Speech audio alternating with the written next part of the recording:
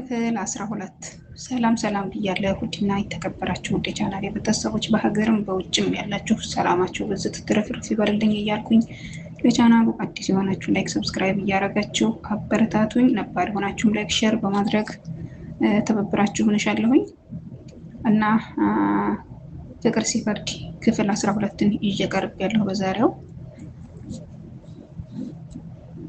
ይህ በእንዲህ እንዳለ የልዑል አባት ከአሜሪካ መጣ። ሁሉም ለመናገር ፈርተው ስለ ልዑል ውሸት መጠንሰስ ጀመሩ። በእቅዳቸው መሰረትም ልዑል ከጓደኞቹ ጋር ወጣ ብሏል አሉት። የልዑል አባት ምንም ሳይመስለው ቀረ። እንዲያውም ተውት ይዝናና፣ ግን የልጅን ልጅ ማየት እፈልጋለሁ አለ። ይሄኔ ሁሉም ሰው በደስታ ራሄልን ጠርተዋት ሊያስተዋውቋቸው ጉድጉድ ማለት ጀመሩ። የልዑል አባት ራሄልን ሲያያት ምንም ፈገግታ ራሄልን ጠርተዋት ሊያስተዋውቋቸው ጉድጉድ ማለት ጀመሩ። የልዑል አባት ራሄልን ሲያያት ምንም ፈገግታ አይታይበትም። ይህን የተመለከቱ የልዑል እናትና እህት ግራ ተጋብተው አባዬ፣ እሷ እኮ የወንድሜ ሚስት ናት፣ ህፃኑ ደግሞ ልጃቸው ነው አለች ልዕልና። ይህኔ እንደመቆጣት ብሎ የልጄ ልጅ ትልቅ እንደሆነች አውቃለሁ። አሁን ግን ግፋ ቢል 3 ዓመት ይሆናታል። ስለዚህ ልትዋሹኝ ፈለጋችሁ ነው ወይስ ምን ሆናለች አለ። ሁሉም ደነገጡ። ራሄል የገዛ ምራቋ አነቃት። በነጋታው ጠዋት ተነስተው ሳራን ማፈላለግ ጀመሩ። ልዑልንም እንዲሁ ግን አየኋቸው የሚል ሰው ጠፋ፣ አፋልጉን ብለው ፎቶ መስቀል ቀራቸው። ከቀናት በኋላ ራሄል እንደምንም አይኗን በጨው አጥባ ብዙነህ ቤት ሄደች። ልክ ስትገባ ያልጠበቀችው ክስተት ገጠማት። ልዑል ብዙነህ ቤት ተቀምጧል። ልብሱ እላዩ ላይ ከመብከት አልፎ ተቀዳዷል። ራሱን ጥሯል። ደንግጣ ደርቃ ቀረች። ልዑልም ልክ ሲያያት ውጪ ሲል ጮኸባት። ብዙነህም እውነቱን ነው ውጪ፣ ወይስ ደግሞ ምን ልታረጉት ፈልጋችሁ ከዚህ በላይ አለና እየጎተተ አስወጣት። የት አገኘኸው አለች እንባዋ እየቀደመ። ምን አገባሽ ልዑል አሁን ሁሉንም ማስታወስ ይችላል፣ የሳራን እንጂ የአንችን አይነቷን ሰይጣን አይፈልግም። ካሁን በኋላ አትድረሱብን እንጂ እባክሽን አላት።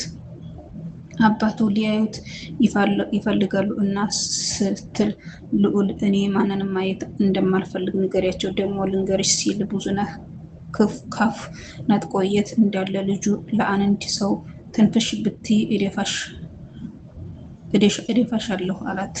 ራሄል ፈርታ ልዑል የት እንዳለ ለማንም ሳትናገር ቆየች። አባትየውም የልጅን ልጅ አምጡ ሲሉ ቤቱን ቀውጠውታል። ይህ በእንዲህ እንዳለ ነበር ታዲያ እማማ ሳራን ስትደውል ጠብቀው ልጇ ስለታመመች ዛሬ ነገ ሳትይ ሀገር እንድትመጣ አጥብቀው የነገሯት። ሳራም ልጇ በጠና መታመሟ ስላሳሰባት ሀገር ለመመለስ ወሰነች። ግን ደግሞ ሳራ ከእማማ ልጅ ሳሚ ጓደኛ ፍቅር መጀመሯን ለቤቲ የነገረቻት ከሳምንት በፊት ነበርና ቤቲ ለማንም ሳትናገር ጸጥ ብላለች። ሳራ ከሳሚ ጋር ፍቅር የጀመረችው በሚያደርግላት እንክብካቤ ተስባ ነው። እናም ምንም እንኳ ባታፈቅረው ሰው ሀገር ላይ ብዙ ውለታን ስለዋለላት የፍቅር ጥያቄውን አለመቀበል አልቻለችም ነበር።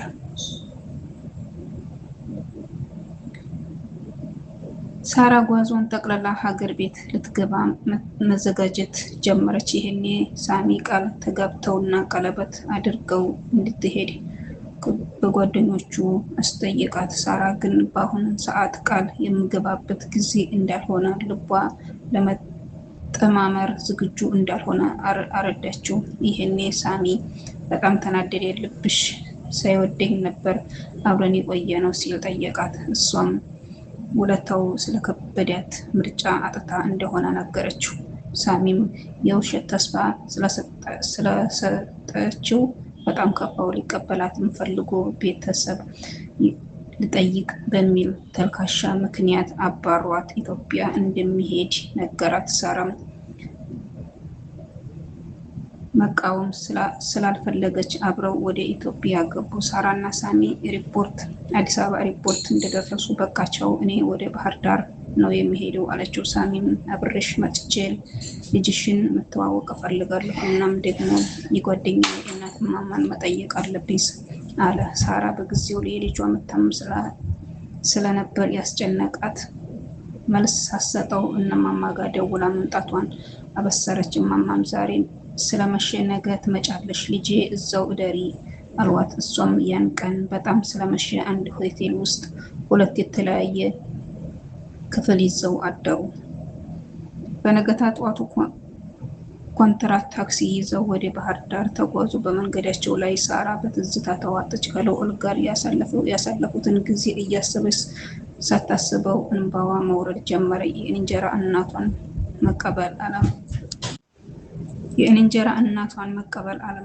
መበቀል አለመቻሏ፣ እንዲያውም በተቃራኒ በህይወቷ መመሰቃቀሉና ክፉዋን ለሚመኙት ሁሉ ማሸነፍ አለመቻሏ ተደማምሮ ደም እንባ አስለቀሳት። ሳሚም እንደ ህፃን ደረቱ ላይ ለጥፎ አባበላት። የእሱን እንባ ማውረድ እንኳ ያስተዋለው ሳራ ስትጠርግለት ነው። ባህር ዳር እንደደረሱ ሳራ ልቧ ይመታ ጀመር። የሆነ አዲስ ነገር ያለ ይመስላታል። ልክ በራፍ ላይ በደረሰው የውጭ በር ስታንኳኳ ቤቲ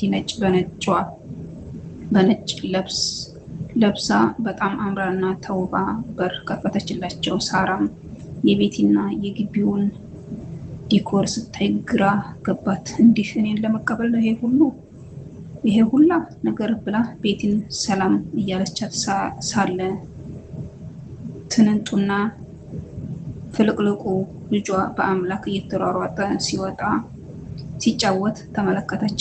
በሰዓቱ ልጇን ስታይ ታሟልና ቶሎ ድረሺ መባሏ ትዝ አላላትም ነበር። እንባዋ እየቀደመ ልጇን ሩጣ አቀፋ እያገላበጠች ሳመችው። ሳራ በሁኔታዋ ሁሉም አስለቀሰች። ይህ የሆነ እያለ ቤቲ ከሳሚ ጋር ታወራ ነበር። ይሄኔ ሳሚ ለቤቲና አጠገቧ ላሉት የሳራ ፍቅረኛ ነኝ፣ እሷን ብዬ ነው የመጣሁት፣ ልንጋባም ወስነናል አለ። ይሄኔ ሁሉም ሰው ሲንጫጫ ሳራ ልጇን እንዳቀፈች ወደ እነሱ ዞር ስትል ውሃ አምጡ ደግሞም ንፋስ ስጡት ሲባል ድንግጣ ቀረበቻቸው። አይኗን ማመን አቃታት። ልዑል ራሱን ስቶ ወድቋል። አፋፍሰው ሐኪም ቤት ወሰዱት።